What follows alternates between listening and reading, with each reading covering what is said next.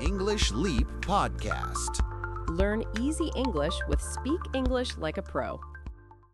Hey, English learners. Welcome back to the English Leap Podcast, your cozy place to learn easy English through real-life conversations and real feelings at the same time. Yeah, welcome back everyone. We are really happy you pressed play today. Whether you are on a bus, in bed, washing dishes, or hiding in the bathroom for 5 minutes of peace, we see you. We appreciate you. Yes, this is your English podcast for real conversations, easy English, and occasionally very uncomfortable stories. Uncomfortable is the key word today. It really is. Okay, before we go anywhere, I need to ask you something, and I want you to be honest with yourself while you listen. Uh-oh, when Mia says be honest, I always feel a little nervous. Good, because here's the question. Think about the most awkward moment you have ever had with a person you liked. Maybe your hands were sweating, maybe you said something completely wrong, maybe you laughed at the wrong time, maybe you knocked over a glass of water. Or maybe all of those things happened at the same time. Exactly. And if you are sitting there right now thinking, oh no, I have a story like that, then you are in the right place today, because today we are talking about awkward first date conversations. Yes, and I want to say right now, for the record, that some of today's stories are real. Some are from people we know, and some are so embarrassing that we will not say whose they are. Which means at least one of them is yours, Jason. I said what I said. This is a B1 level episode, so the English is clear and natural, but not too simple. If you were around intermediate level, this is perfect for you. And if you feel more A2, you can absolutely stay with us. If some parts move a little fast, it is okay. Just listen for the big ideas and the funny stories. Your brain will catch more each time you listen. And near the end, we will slow everything down for our word tour. We'll take some strong, useful expressions from today and explain them clearly so you can actually use them. Yes, so if a word or phrase runs past you during our conversation, do not worry. It will come back in the word tour, and we will explain it properly. And while you listen today, ask yourself this. When was the last time you felt nervous talking to someone new in English? Because this episode is not only about dates, it's also about those moments when your brain goes blank, your words disappear, and you just want to become invisible, which happens on first dates and also in English conversations. So this episode has two jobs today. Double value. I like it. Before we jump in, one small request. If you enjoy learning English this way, with real conversations and honest stories, please like this episode and subscribe to the English Leap podcast. It really helps more learners find this cozy space. And in the comments today, we want to hear from you. Tell us one word that describes your worst or most awkward conversation with someone you liked. Just one word. Nervous, disaster, silent, hilarious, anything. We love reading your answers. Okay, Jason, are you ready? No, but let's go. Perfect.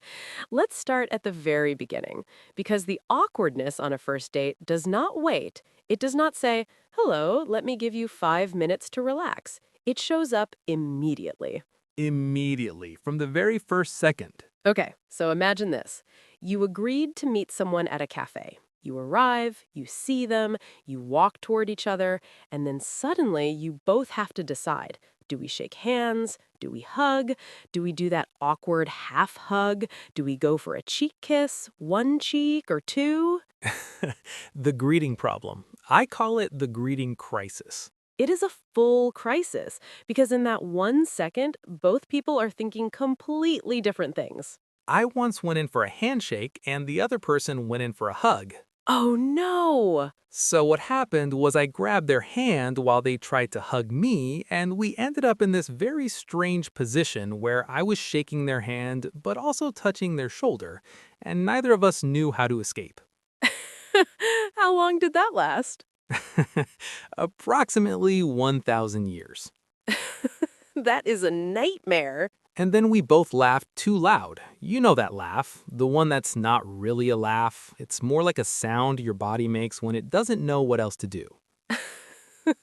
The panic laugh. Yes, I know that laugh very well. And then from that moment, the energy is just wobbly. Wobbly is a great word for it. Not bad, not good, just unstable, like a table with one short leg.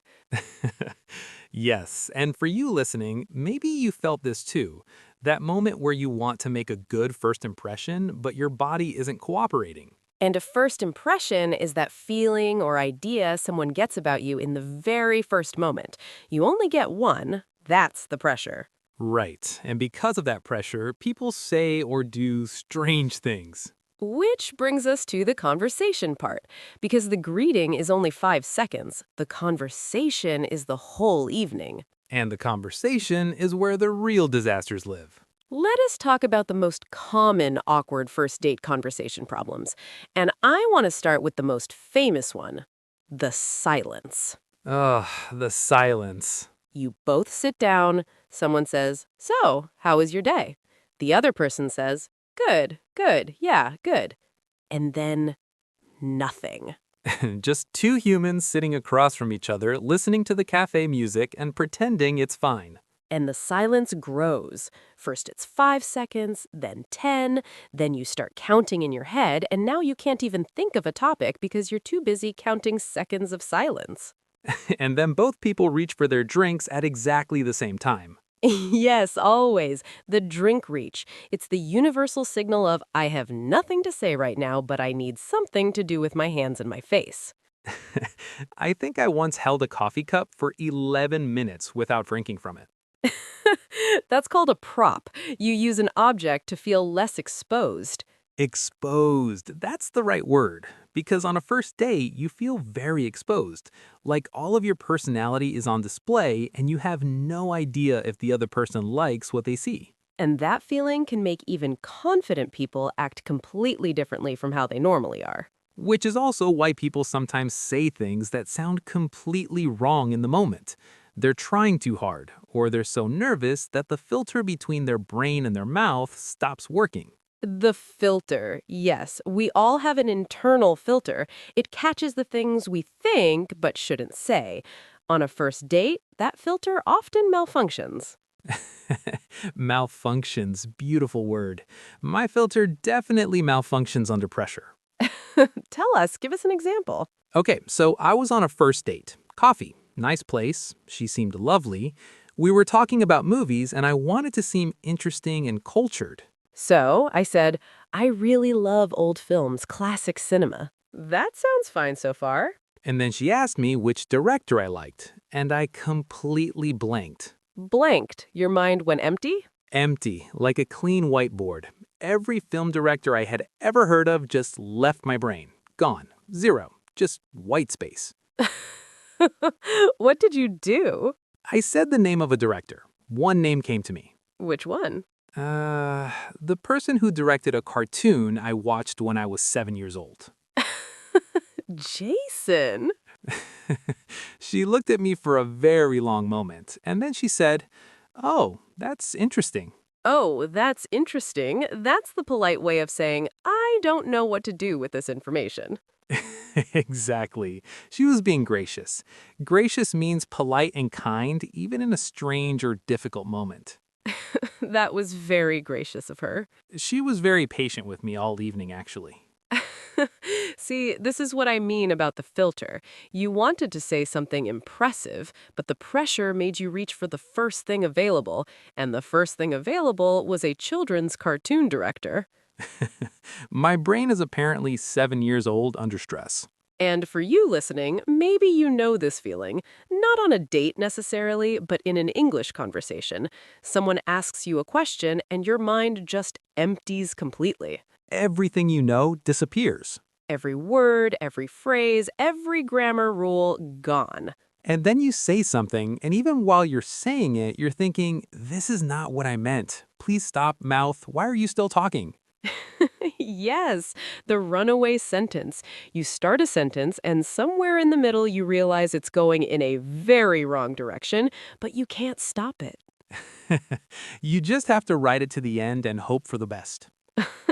And sometimes it ends fine. And sometimes you arrive at the end of the sentence, and both you and the other person just look at each other, and there's a moment of silence where you both process what just happened.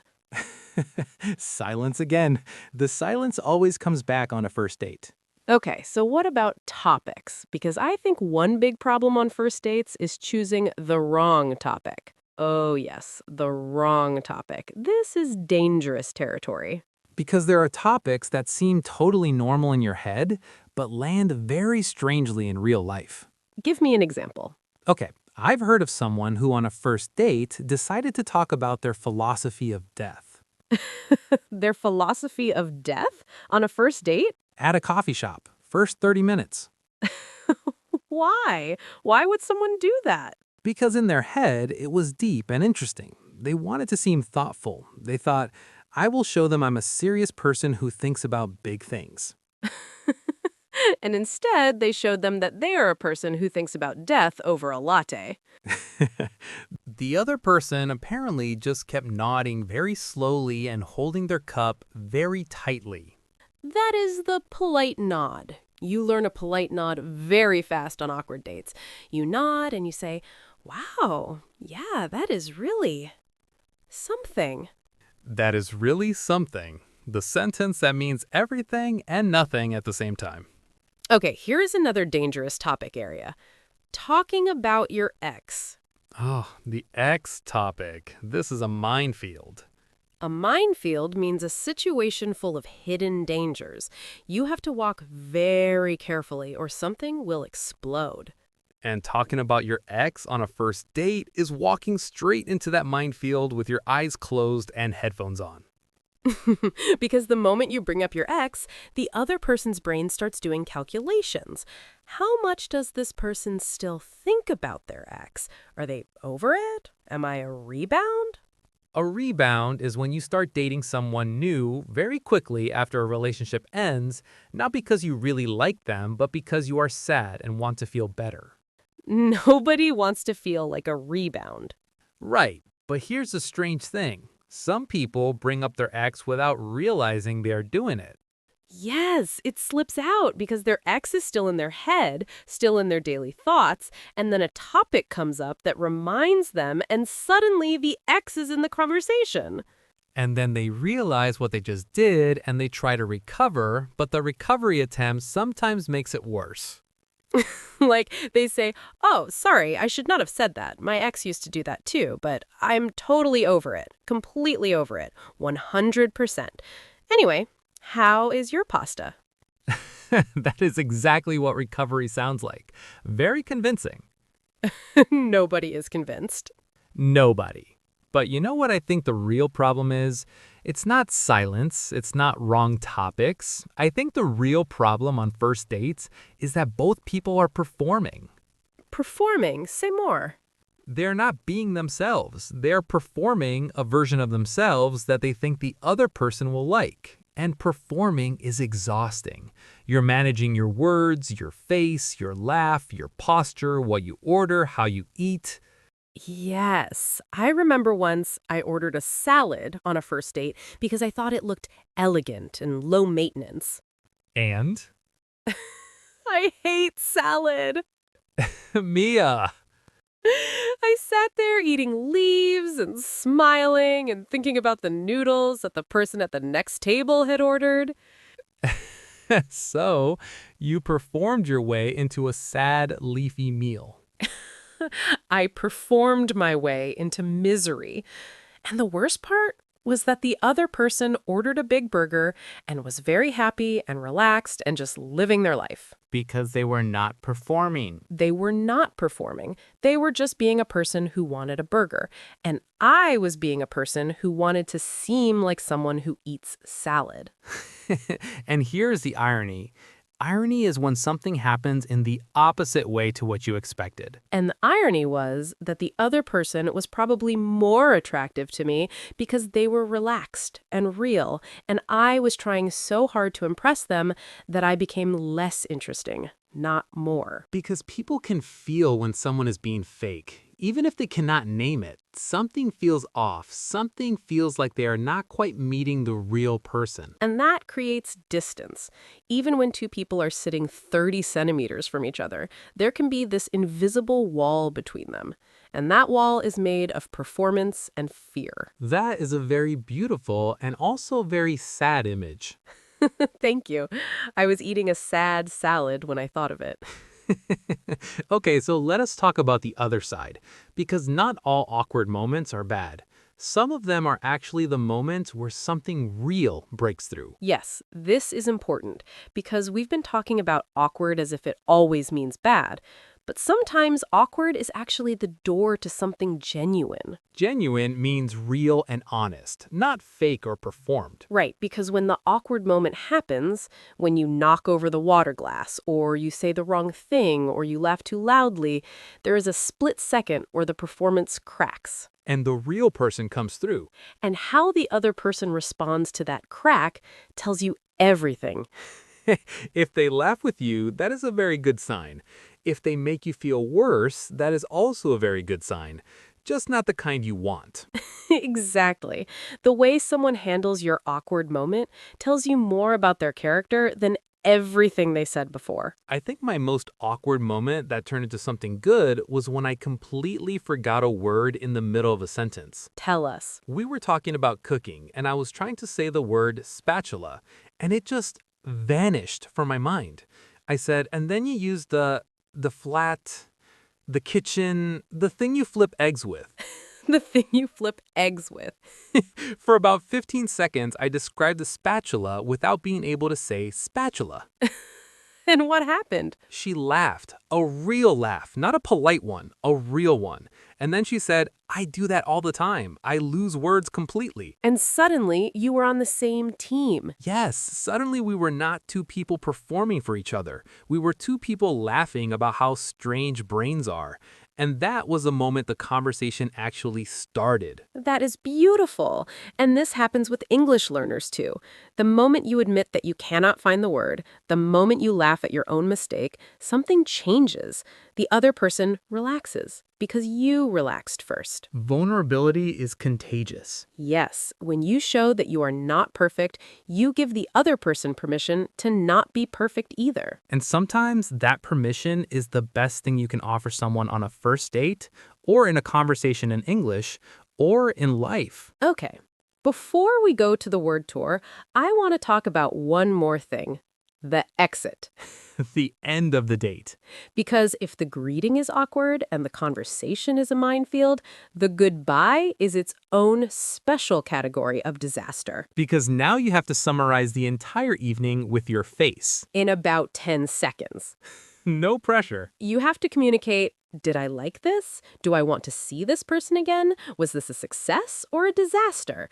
And your face has to do all of that while also looking casual. And you also have to decide, again, the physical question. Handshake, hug, cheek kiss, standing wave, awkward salute?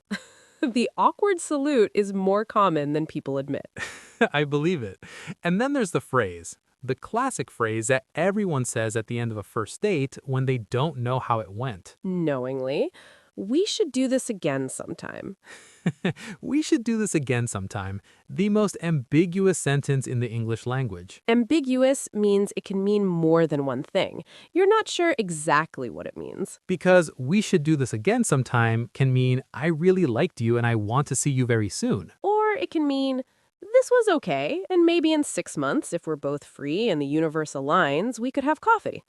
Or it can mean I'm a polite person and this is what polite people say at the end of dates, regardless of how they feel. And the person hearing it has no idea which meaning they're getting. So they go home and they analyze every second of the evening. They replay the whole conversation in their head. They pause on every small thing the other person said or did not say. They ask their friends. They ask their friends. They write long messages to their friends describing every detail. And their friends all give different opinions. And 2 days later, they still don't know. The post-date analysis. It's its own exhausting event.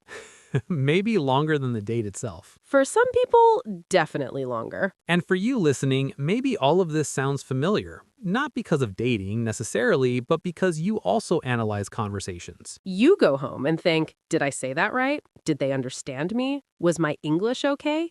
Should I have said something different? That internal replay after a conversation is something almost every English learner knows. And sometimes the replay is useful. You notice something you want to improve for next time. But sometimes the replay becomes a loop. It goes around and gets heavier each time. And it stops you from wanting to try again. So here's one thing we want to leave you with before the word tour.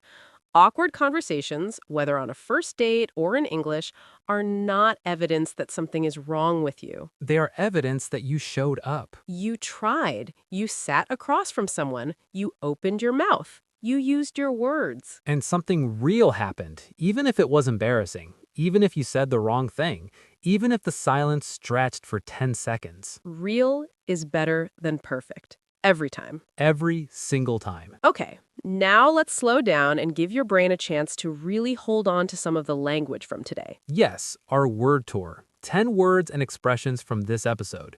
We'll explain each simply and give you real examples so you can use them in your own conversations. You can just listen or repeat with us. No pressure. Let's start. First expression, make a good first impression. When you make a good first impression, the other person likes what they see or hear about you in the very first moment. It's the idea or feeling they form about you right away. For example, she wore something comfortable because she wanted to make a good first impression without feeling stiff. Or, I was so nervous about making a good first impression that I forgot to actually enjoy the conversation. You can repeat, make a good first impression. Make a good first impression. Slowly. Make a good first impression. Next expression, go blank. When your mind goes blank, it becomes completely empty. You can't think of anything. Even things you know very well seem to disappear. For example, he went blank when she asked him his favorite movie. His mind was just empty. Or, I always go blank in job interviews, even when I know the answers. Repeat, go blank. Go blank. Take your time. Go blank. Next word, gracious. When someone is gracious, they are kind and polite in a difficult or awkward situation. They make you feel okay even when something is uncomfortable. For example, she was very gracious when he said the wrong thing. She just smiled and changed the subject. Or, he was gracious about losing. He congratulated everyone and said nothing negative. Repeat, gracious. Gracious. Slowly. Gracious. Next expression, a minefield. When a situation is a minefield, it's full of hidden dangers. You have to be very careful or something will go wrong. For example, talking about money on a first date is a real minefield. Or, the conversation about family became a minefield very quickly. Repeat, a minefield. A minefield. Take your time. A minefield. Next word, genuine. When something or someone is genuine, it's real and honest, not fake or performed. The real version. For example, her laugh was genuine. You could tell she was really happy. Or, I want to find a genuine connection, not just small talk. Repeat, genuine. Genuine. Slowly.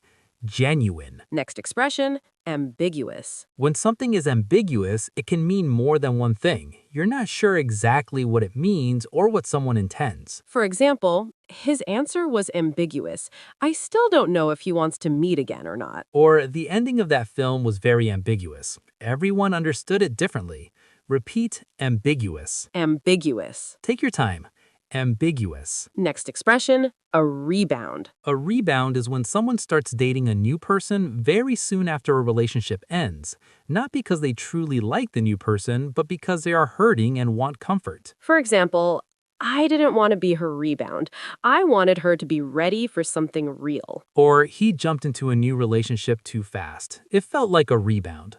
Repeat, a rebound. A rebound. Slowly. A rebound. Next expression, exposed. When you feel exposed, you feel open and unprotected, like there's nothing hiding you, and other people can see everything about you, including the parts you're not sure about. For example, on a first date, I always feel exposed, like my whole personality is on display. Or, presenting in front of the class made her feel exposed and vulnerable. Repeat, exposed. Exposed. Take your time.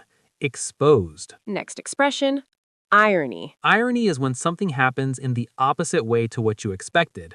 The result is the reverse of what makes sense. For example, the irony was that the more she tried to impress him, the less interesting she seemed. Or the irony of studying so hard for the test and then forgetting everything in the room. Repeat. Irony. Irony. Slowly. I-ro-ni. And our last expression today, malfunctions. When something malfunctions, it stops working properly. You usually use it for machines, but we also use it for our brain or our filter in funny, informal moments. For example, my filter totally malfunctioned and I said exactly what I was thinking before I could stop myself. Or the coffee machine malfunctions on the most important morning of the week. Repeat. Malfunctions. Malfunctions. Take your time. Malfunctions. That was our word tour for today. 10 expressions you can actually use, not just in conversations about dating, but in any situation where things feel awkward, real, or wonderfully imperfect. And do not try to use all 10 tomorrow. Choose one or two that stayed with you. Maybe write a sentence in the comments using one of them. Something simple like, I always go blank when someone asks about my hobbies, or my filter malfunctions when I'm tired. We read every comment and we love seeing you use the language. So here's what we hope you take from today. Awkward moments are not the enemy. They're not proof that something is wrong with your English or your personality or your life. They're just proof that you are in the room, that you showed up, that you tried. And the person who shows up and tries, even imperfectly, is always more interesting than the person who stayed home and performed nothing. The salad moment, the spatula moment, the silent moment. Those are the moments people remember, not because they were perfect, because they were real. So next time you're in an awkward conversation, whether in English, on a date, in an elevator with your neighbor, give yourself a little grace. Take a breath. Reach for your drink if you need a second. Laugh at yourself if something goes wrong.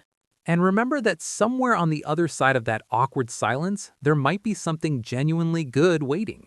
If you enjoyed today's episode, please like it and subscribe to the English Leap podcast. Share it with one friend who has an embarrassing date story they've never told anyone. We know that person exists in everyone's life. And tell us in the comments. One word for your most awkward conversation moment. Just one word. We want to collect them all. This is Mia. And this is Jason. You have been listening to the English Leap podcast. Bye. Bye. Your progress doesn't end here. To continue advancing your English skills, click on the next video or explore the additional videos we've thoughtfully selected for you.